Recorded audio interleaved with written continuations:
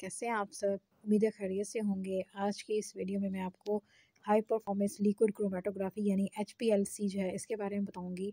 तो वीडियो को स्टार्ट करने से पहले मेरे चैनल को सब्सक्राइब करें। अगर आपको वीडियो अच्छी लगे तो इसको लाइक करें एंड शेयर करें। तो स्टार्ट करते हैं वीडियो एचपीएलसी कि ये क्या है। ये हाई परफॉर्मेंस लिक्विड क्रोमेटोग्राफी है। ठीक है, ये भी एक क्रोमेटोग्राफी की टाइप है और ये कॉलम के अंदर होती है।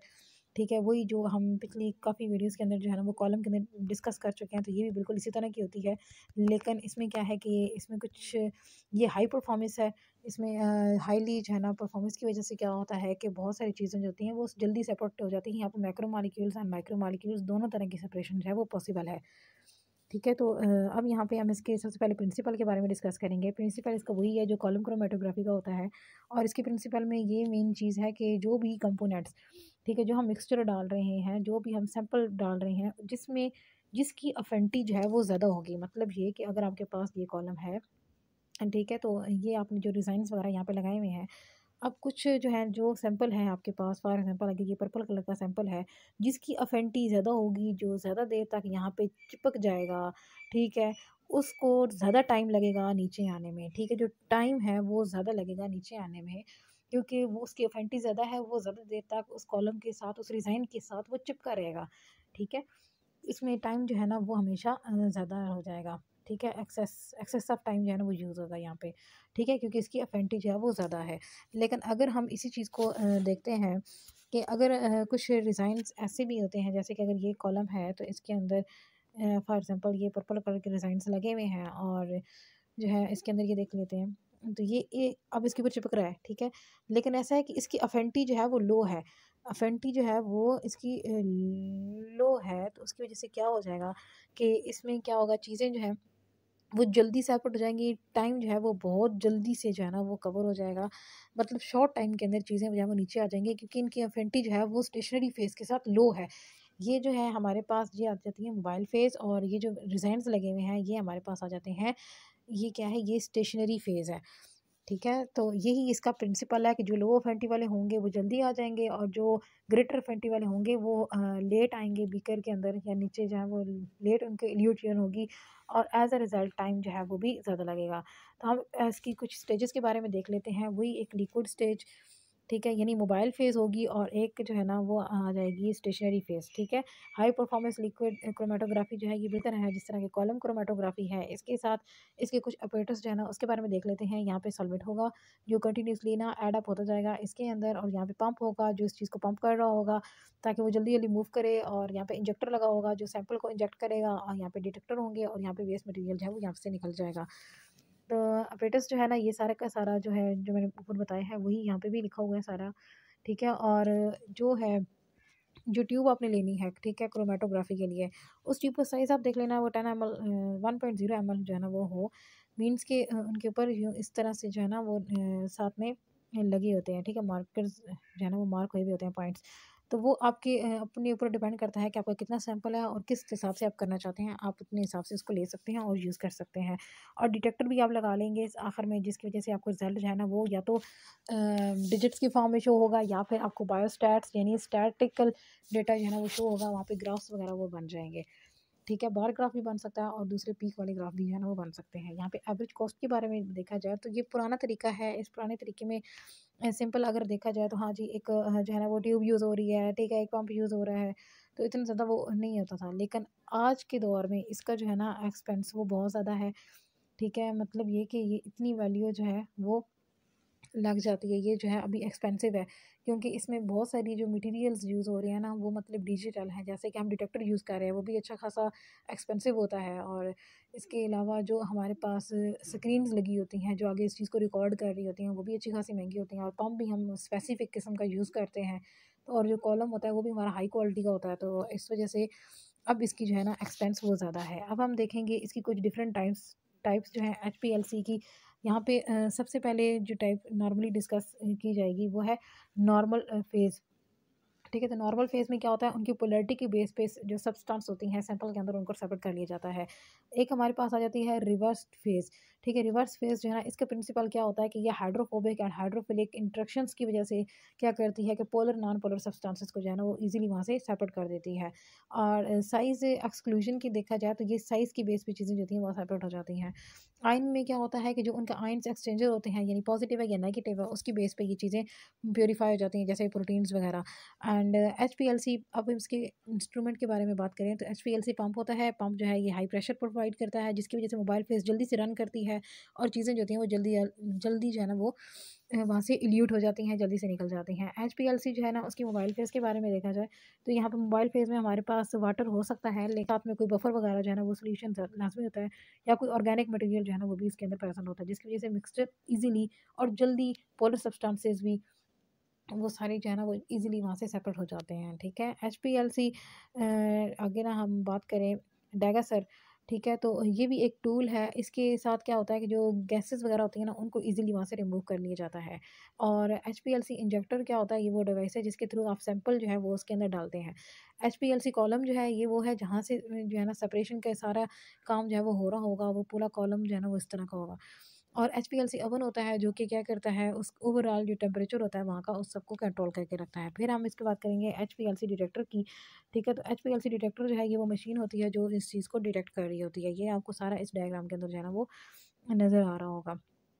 ठीक है। और डिटेक्टर भी आपके डिफरेंट टाइप्स के आप यूज़ कर सकते हैं। यूवी विजिबल डिटेक्टर भी हो सकता है, इंफ्रारेड हो सकता है, फ्लोरेसेंट हो सकता है, मास डिटेक्टर हो सकता है, पीडीए डिटेक्टर हो सकता है। ये सारे डिटेक्टर आप यूज़ कर सकते हैं। ठीक है, तो इस वजह से हाई परफॉर्मेंस लिक्विड क्रोमेटोग्राफी जो है ना ये एक्सपेंसिव हो जाती है, क्योंकि ये इस तरह की मशीनरी जो है ना वो इसके अंदर यूज़ होती है। यहाँ पे साथ में हमें कंप्यूटर्स लगाए होते हैं जिनके अंदर हमें ग्राफ की फॉर्म में सारा जो है ना वो नज़र आ जाता है। ठीक है, ये जैसे आपको ये सारा का सारा नज़र आ रहा होगा, किस तरह पंप लगे हुए हैं, किस तरह सिरिंजें डाल रहे होंगे, किस तरह ये हमारे पास कॉलम है। और मतलब ये कि आजकल के दौर में ये जो चीज़ है ये काफ़ी एक्सपेंसिव है, काफ़ी महंगा एक्सपेरिमेंट है। अगर आप इसे कर रहे हैं तो आपको इसकी एक्सपेंसिविटी जो है ना उसको चेक करना बहुत ज़रूरी है। अब हम चेक करेंगे इसके प्रोसेस के, इसका प्रोसेस कैसे है, कैसे ये वर्क करता है। स्टेप्स में जो पहला स्टेप्स है उसके अंदर आपने क्या करना है, जो कॉलम है ठीक है उसको चेक कर लेना है। आपने आपने सबसे पहले कॉलम की प्रिपरेशन कर लेनी है। उसके अंदर जो डिज़ाइंस लगाने हैं उनको आपने देख लेना है। देन आपने मोबाइल पेज जो है इसको सिलेक्ट करना है। फिर आपने सैंपल जो है उसको प्रिपेयर करना है कि आपका सैंपल जो है वो किस टाइप का हो, ना वो ज़्यादा थिक हो ना वो ज़्यादा थिन हो। ठीक है, तो आपने दरमियानी टाइप का जो है ना उसको रखना है। और उसके अलावा जितने भी पैरामीटर्स हैं, जैसे कि हमारे पास जो फ्लो रेट आएगा, मोबाइल फेज़ होगी या उसकी वेवलेंथ या फिर ओवर नीड्स टेम्परेचर वगैरह, इन सबको भी आपने क्या करना है, प्रोग्राम टाइम वगैरह इन सबको आपने कंट्रोल कर लेना है। ठीक है, और उसके बाद देन आप सैंपल जो है ना उसके अंदर डालेंगे। रिजर्वर्स जो है उनको भी आपने चेक करना है। और फिर आपने फ्लो सिस्टम जो है ना इसको चेक करते जाना है। और अपने बेस लाइन जो है ना यहाँ से वो चीज़ें सारी स्टार्ट करनी है। और इंजेक्टर्स जो है ना वो भी आपने देखना है कि किस तरह जो इंजेक्टर है वो सैंपल सही पोर कर रहा है कि नहीं पोर कर रहा उसके अंदर। ठीक है, और फिर आप क्या करेंगे कि यहाँ पे रिटेंशन टाइम देख लेंगे और बाकी टेलिंग फैक्टर पे जो सैंपल है उसका टाइम वगैरह जो है उसको भी नोट कर लिया जाएगा। ठीक है, उसका कितना टाइम लगेगा, उसके कौन कौन से फैक्टर्स होंगे, बाकी सारी चीज़ें जो हैं जितनी भी थ्योरेटिकल प्लेट्स वगैरह पीक्स वगैरह इन सबको जो है वहाँ पे चेक कर लिया जाता है। और इस प्रोसेस को ना एक दो दफ़ा रिपीट कर लिया जाता है, जिससे क्या होगा, सारा जो है ना आपको जितना भी मेथड होगा वो ईजिली समझ आ जाएगा। और बाकी जो चीज़ें होंगी जो आपके पास आ रहा है, ठीक है, सेपरेशन आ रही है, जो चीज़ें सेपरेट होकर आपके पास आ रही हैं उनके बारे में आपको जो है वो ईजिली सारा पता लग जाएगा। और यहाँ पे आप वाटर ग्रेडियंट भी यूज़ कर सकते हैं, मेथनॉल भी यूज़ कर सकते हैं, या एसीटोनाइट्राइल जो है ना इसको भी यूज़ किया जा सकता है। ये जैसे कि आपको डायग्राम नज़र आ रही है, बिल्कुल इसी तरह का ये सारे जो है ना पूरा का पूरा सेटअप किया जाता है। ठीक है, जैसे कि यहाँ पे जो है ये सॉल्वेंट डाला जाएगा, पंप लगाया जाएगा, इंजेक्शन लगा रहे हैं यहाँ पे। ये देखिए यहाँ पे हमारे पास आ जाता है एचपीएलसी कॉलम जो है वो आ जाता है। और साथ में ये इधर डिटेक्टर आ जाएगा और इधर वेस्ट जो है वो लग जाएगा। और ये साथ में हमारे पास पीसी के जितना भी डेटा होगा वो सारा का सारा कंप्यूटर के अंदर आ जाएगा। तो अब हम देखेंगे ऐसी कौन सी काइंड्स हैं जो कि एचपीएलसी के लिए जो है ना वो ज़रूरी है। तो यहाँ पे सबसे पहली चीज़, मतलब कौन सी प्रिकॉशंस हैं, ठीक है, ऐसी कौन सी बातें हैं जिनका हमें बहुत ज़्यादा ध्यान रखना होगा। सबसे पहले आप कॉलम को जो है ना बहुत ज़्यादा क्लीन करें, यूज़ करने से पहले भी, यूज़ करने के बाद भी। देन आप यहाँ पे जो है नायलॉन फ़िल्टर वगैरह जो है ना उसके थ्रू आप क्या करें, सॉल्वेंट को पहले प्यूरीफाई कर लें। इसी तरह आपको जो है सैंपल है उसको भी आप नायलॉन से गुजार लें, ठीक है, मेम्ब्रेन से। उससे क्या होगा कि कोई भी अगर सॉलिड पार्टिकल है उसके अंदर तो वो वहाँ से रिमूव हो जाएगा, आपको जस्ट लिक्विड चाहिए, ठीक है। हाई परफॉर्मेंस जो है ना उसके अंदर, हाई परफॉर्मेंस लिक्विड क्रोमेटोग्राफी के अंदर, और बफर्स जो हैं उनको आप चेक कर लें कि फास्फेट बफर यूज़ कर सकते हैं, एसिटिक बफर जो है ना वो यूज़ कर सकते हैं, इसके अलावा आप बोरेट जो है ना बफर उसको भी यूज़ कर सकते हैं। तो ओवरऑल जो है ना मतलब ज़्यादा लोड नहीं करना अपने कॉलम के ऊपर, और अप्रोप्रिएट जो है ना फ्लो रेट जो है वो उसको भी चेक करते रहना है। प्रेशर जो है वो भी इतना ज़्यादा नहीं बनाना, बस ऐसे ना इतना बनाना है कि जितना उस कॉलम के अंदर मटेरियल होगा, ठीक है। और एचपीएलसी का रन जो है ना वो अपने उसको देखना है, ठीक है, उसके प्रेशर को अपने मेंटेन करके रखना है। इसके अलावा सॉल्वेंट ग्रेडिएंट जो है उसको सेट करके रखना है, और यहाँ पे गार्ड कॉलम जो है ना उनको भी यूज़ करना है ताकि कंटामिनेटेड जो है ना वो ना हो सके। और मोबाइल फेस जो है और बफर फेस इन सबको अपने चेक करना है, और ख़ास तौर पे पीएच जो है उसको मेंटेन करके रखना है। यहाँ पे एप्लीकेशंस कुछ हैं एचपीएलसी की, ये कहाँ कहाँ पे यूज़ होता है। सबसे पहली बात, ये फार्मास्यूटिकल कंपनी के अंदर यूज़ होता है ड्रग्स करने के लिए। तो इस वजह से हम इसको मतलब ड्रग्स की स्टेबिलिटी जब हम चेक करना चाहते हैं, उनके ऊपर चार्ज चेक करना चाहते हैं, उनके अंदर इम्प्योरिटीज़ को चेक करना चाहते हैं, तो हम इसको यूज़ करते हैं। देन इसको एनवायरनमेंट में चेक किया जाता है, कंटामिनेंट या फिर पोल्यूशन कंपाउंड जो वाटर होगा या एयर होगी, इन सबको चेक करने के लिए यूज़ किया जा सकता है, ठीक है। एयर हम गैस में जो है ना उसमें चेक कर सकते हैं, गैस को हम चेक कर लेते हैं, ठीक है। और फॉरेंसिक में चेक किया जाता है, कोई भी क्रिमिनल है या उससे कोई भी चीज़ हमें मिली है, या इसके अलावा कोई ब्लड टेस्ट या यूरिन टेस्ट जितने भी हैं उनके अंदर यूज़ किया जाता है। क्लिनिकल जो है ना इसके अंदर यानी किसी भी क्लिनिक के अंदर टेस्ट इसको यूज़ किया जा सकता है, जैसे यूरिन आप कर रहे हैं या बिलीरुबिन चेक कर रहे हैं, एंटीबॉडीज़ चेक कर रहे हैं ब्लड के अंदर, इन सब चीज़ों के लिए भी इसको यूज़ किया जाता है। फूड के लिए या बेवरेज जो होते हैं उनके अंदर भी इसको यूज़ किया जाता है। शुगर की क्वांटिटी चेक करना चाहते हैं, वेजिटेबल्स के कंपाउंड्स जो हैं उनको चेक करना चाहते हैं कितनी क्वांटिटी में है, और वाटर कितनी क्वांटिटी में उनके अंदर ऐड है, या सॉफ्ट ड्रिंक्स या हार्ड ड्रिंक्स वो किस टाइप की हैं। इसके अलावा देन हम इसके कुछ जो है ना वो डिसएडवांटेजेस के बारे में बताएंगे। सबसे पहला डिसएडवांटेज ये आता है कि ये बहुत एक्सपेंसिव है, इसको मेंटेन करना बहुत मुश्किल है, वहाँ पे काफ़ी ज़्यादा जो है ना जो इक्विपमेंट्स हैं वो एक्सपेंसिव होते हैं। दूसरा ये कि इसके लिए एक्सपर्ट चाहिए होंगे, ठीक है, एक्सपीरियंस बंदा चाहिए होगा जो इसको चलाएगा, जो इसको यूज़ करेगा। कोई भी नॉर्मल बंदा इसको यूज़ नहीं कर सकता इजीली, ठीक है। तो एचपीएलसी की जो डिपेंड है, ये पूरा प्रोसेस डिपेंड कर होता है क्लीनलीनेस पे, कि हर चीज़ की आपने सफाई रखनी है, आपके पास सैंपल भी साफ़ हो, सॉल्वेंट साफ़ हो, आपके पास जो स्टेशनरी फेज़ है वो भी साफ़ हो। वो खुद अगर इम्प्योरिटी से पाक होंगी तब भी आपके पास जो सेपरेशन होगी वो भी इम्प्योरिटी से पाक और बिल्कुल साफ़ सुथरी आएगी, ठीक है।